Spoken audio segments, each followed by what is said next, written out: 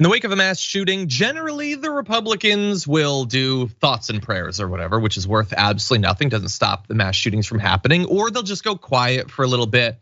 But I think that we are getting good evidence on a daily basis that they're comfortable enough to not even bother with that stuff.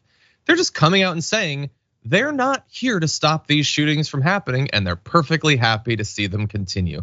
Take a look at this video from Representative Tim Burchett. It's a horrible, horrible situation, and we're not going to fix it. Criminals are going to be criminals, and my daddy fought in the Second World War, fought in the Pacific, fought the Japanese, and he told me, he said, buddy, he said, if somebody wants to take you out and doesn't mind losing their life, there's not a whole heck of a lot you can do about it. We're not going to fix it. That is disheartening, depressing, but it's also insanely honest. Like, no, Tim Burchett, third term congressman, he's been reelected with that sort of attitude to governance, doesn't believe that this is anything that needs to be fixed. And he'll throw some nonsense at you to try to distract you.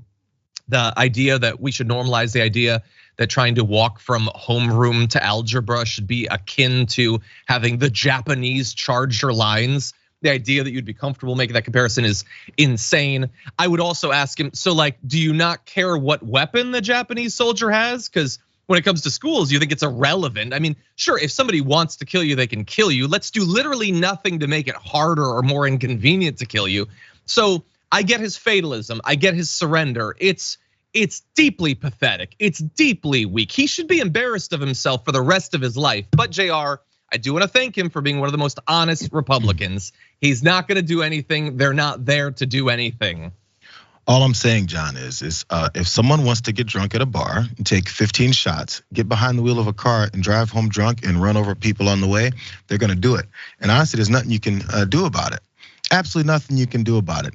You know, if somebody wants to drive down the street without their seatbelt on, and then if they do get into an accident, fly out of the window and crush their entire body and destroy themselves, they're gonna do it. There's nothing we can do about it. If someone has a brand new baby that they just bring home from the hospital and they put it in the back seat and let it roll around as they drive home instead of putting it in the car seat that's standard and has specifications and specific detailed ways in which you're supposed to harness children in a seatbelt, they're gonna do it. So there's nothing we can do about it. Also, by the way, in case someone's on their cell phone all the time, because everyone has one now and they're talking on it, looking at it while they're driving down the street and they run into someone else, or if the police happen to drive next to you and see you on your damn cell phone, there's nothing they can do about it. At least until those laws and those regulations and these stipulations are put in place to prevent those things. And by the way, since those stipulations have been put in place with seatbelts, with child restraint seats, with drunk driving and all these things, it's really weird how those incidents went down. Yeah. Weird how that works every time. But with this one thing, if someone wants to shoot you in America, there's nothing we can do about it. Yeah, no, I think it's a great point. You know, doesn't it feel better to just give up? You know, it's convenient.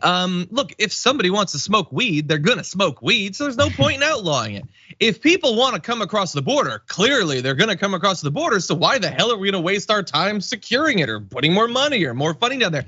I would love to counter every single position that he holds with, what are you gonna do? Since that's his approach to trying to stop third graders from having their heads blown off their bodies. And it's not just him. We're gonna get to a little bit more of him, but again, it's not just him. But here is him again, absolving himself and every elected official from having to do literally anything about anything. I don't see any real role that we could do other than mess things up, honestly, because of the situation. It's like I said, I don't think a criminal's going to stop from guns. You know, you can print them out on the computer now, 3D printing, and there's really, I don't think you're going to stop the gun violence. I think you've got to change people's hearts. You know, as a Christian, as we talk about in the church, and I've said this many times, I think we really need revival in this country.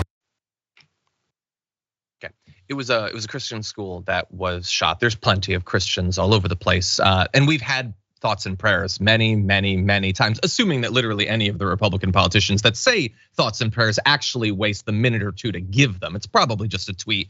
That clearly hasn't solved the problem. We need to change people's hearts. No, we need to change your heart, as in for you to have one.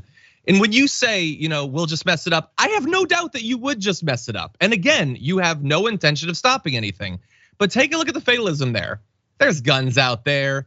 You could just print them out. It's interesting. If you can just print them out, why are all these shooters going to the trouble of buying them? These quite expensive guns. Why go to all the trouble? I mean, it could be traced and all that. You might be stopped. I mean, you probably won't. We're an incredibly permissive country when it comes to assault weapons, but why not just do that?